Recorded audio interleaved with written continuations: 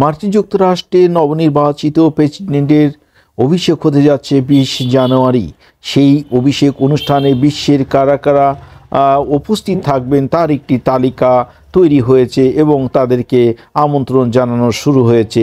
এর মধ্যেই তার সবচেয়ে শত্রু বা সবচেয়ে প্রতিদ্বন্দ্বী যে চীন, সেই চীনের প্রেসিডেন্টকেও আমন্ত্রণ জানানো হয়েছে। চলুন জেনে নেওয়া যাক সে আমন্ত্রণে আসলে কেন, কি কারণে জানানো হচ্ছে। বাণিজ্য এবং ফ্রন্টলাইন পাচার নিয়ে বেইজিং এবং ওয়াশিংটনের মধ্যে উত্তেজনা সত্ত্বেও মার্কিন প্রেসিডেন্ট নির্বাচনে ডোনাল্ড ট্রাম্পের অভিষেক অনুষ্ঠানে আমন্ত্রণ পেয়েছেন চীনের প্রেসিডেন্ট শি জিনপিং।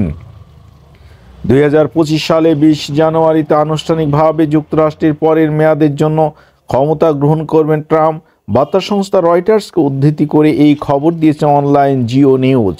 এতে বলা হয়, চলতি বছরে 5 নভেম্বর ভূমিধস জয়ের পর প্রেসিডেন্ট নির্বাচিত হয়েছেন ডোনাল্ড ট্রাম্প।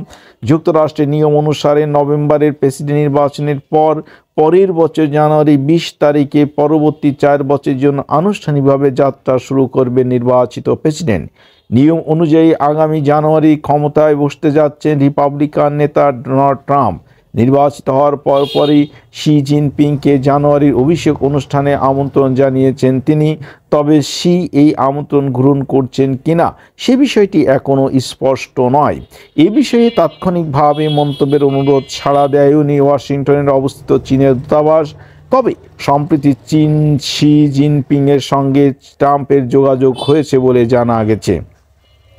এনবিসি নিউজের এক সাক্ষাৎকারে ট্রাম্প নিজেই এই বিষয়টি জানিয়েছেন। ট্রাম্প তার জনপ্রশাসনে গুরুত্বপূর্ণ পদে বেশ কয়েকজন চীনা বংশোদ্ভূত মার্কিন নাগরিকের নাম মনোনীত করেছেন, যার মধ্যে সিনেটর মার্কো রুবি পররাষ্ট্র সচিবের জন্য মনোনীত হয়েছেন।